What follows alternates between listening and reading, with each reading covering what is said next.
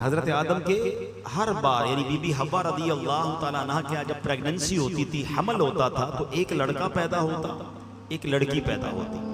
अल्लाह की शान देखें, अल्लाह ने इस नस्ल इंसानी को किस अपने हिकमत भरे अंदाज में चलाया कि हर हमल में एक लड़का पैदा होता, एक लड़की पैदा होती, और जब अगले हमल में एक और लड़का लड़की पैदा होती तो उनका आपस में निकाह हो सकता था। यानी मिसाल के तौर पे एक बारी में जो लड़का और लड़की पैदा होते वो भाई बहन कहलाते थे, मगर अगली बारी में जो लड़का लड़की पैदा होते वो उनके भाई बहन नहीं, इस हवाले से नहीं होते थे क्योंकि उनका निकाह जायज़ था और ये उस जमाने की शरीयत में जायज़ था और इसलिए ज़रूरी था कि इसी से नस्ल इंसानी ने आगे बढ़ना था। अब अल्लाह की शान देखें कि हज़रत आदम अलैहिस्सलाम के जो दो बेटे थे, काबील और हाबील। पहले काबील पैदा होता है। अच्छा, काबील के साथ मामला ये था कि उसके साथ जो लड़की पैदा हुई उसका नाम जो था वो इक्लीमा था, वो बड़ी खूबसूरत थी। हाबील के साथ जो लड़की पैदा हुई उसका नाम लीवजा था।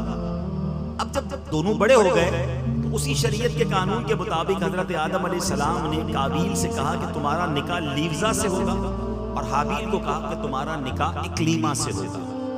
काबील कहता है नहीं, मेरा निकाह तो इक्लीमा से होना चाहिए। हजरत आदम ने समझाया वो तुम्हारे साथ पैदा हुई है, वो तुम्हारी बहन है, तुम्हारा उससे निकाह नहीं हो सकता।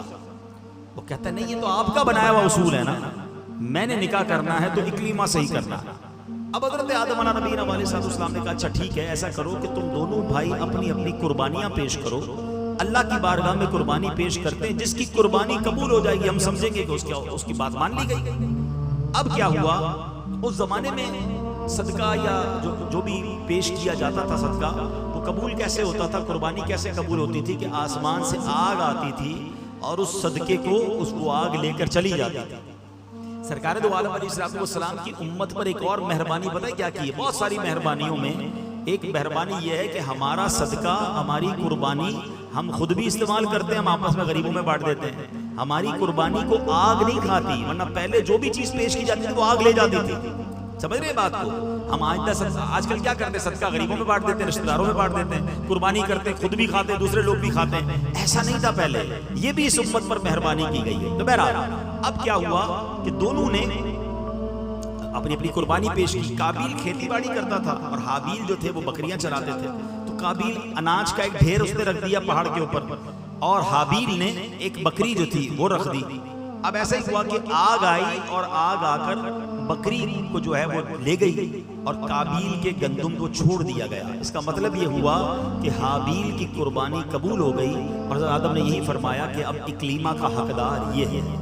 अब ये फैसला तो आपने सुना दिया, मगर अब काबील जो भाई था उसके दिल में अपने भाई के लिए हसद पैदा हो गया कि ये वो लड़की है जिससे मुझे शादी करनी थी, इसको मिल गई। और बिल आखिर उस हसद की बिना पर काबील ने हाबील को कत्ल कर दिया। इस दुनिया में सबसे पहला अगर कत्ल हुआ है तो वो भाई ने अपने भाई का किया है। और वजह क्या बनी? हसद वजह बनी। हसद क्यों हुआ? एक औरत की वजह से हुआ। इस सब बातों को समझना है। एक बंदा जो है मरदूद हो गया तकब्बुर की वजह से, हसद की वजह से। दूसरा भाई ने भाई को कत्ल किया हसद की वजह से और औरत की वजह से। समझनी है ये बातें कि ये कितने पुराने गुनाह हैं, ये कितने बड़े फितने हैं जो आज भी मुसलमानों के दिलों में बस रहे हैं और मुसलमानों को इसकी परवाही नहीं है। हदीस पाक का मजमून मिलता है कि जब तक दुनिया में कोई भी कत्ले नाहक किया जाएगा उसका गुनाह जो है कत्ल करने वाले को तो मिलेगा ही, काबील को भी मिलेगा, क्योंकि इसने ये तरीका इजाद किया।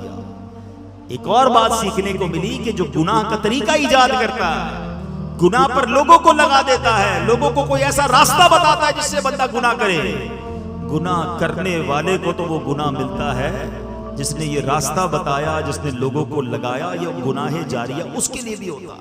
तो अब क्या हुआ, काबील ने हाबील को कत्ल तो कर दिया, मगर जिसको पता नहीं था लाश को करना क्या है, उस वक्त तक तो मरा ही नहीं था ना। अब तो हमें पता है कि मरने के बाद दफनाया जाता है, उस वक्त तक तो दुनिया में कोई मरा ही नहीं था। अब उसने क्या किया, अपने भाई की लाश कांधे पर उठाकर कई दिनों तक घूमता रहा, करूं क्या इस लाश का। फिर अल्लाह की शान देखें, कुरान पाक में ये वाक़या मौजूद है कि अल्लाह करीम ने 2 कव्वे भेजे, उनकी आपस में लड़ाई हुई और एक कव्वे ने दूसरे कव्वे को मार दिया। जब वो मर गया तो पंजे से जमीन खोदकर उस कव्वे ने दूसरे कव्वे को जमीन में दबा दिया। तो काबिल को पता चला कि अच्छा लाश को दफनाया जाता है। अब उसने अपने भाई को दफनाया मगर उसके चेहरे का नूर छिन गया। वो बड़ी अजीब व गरीब आफत में मुब्तला हुआ।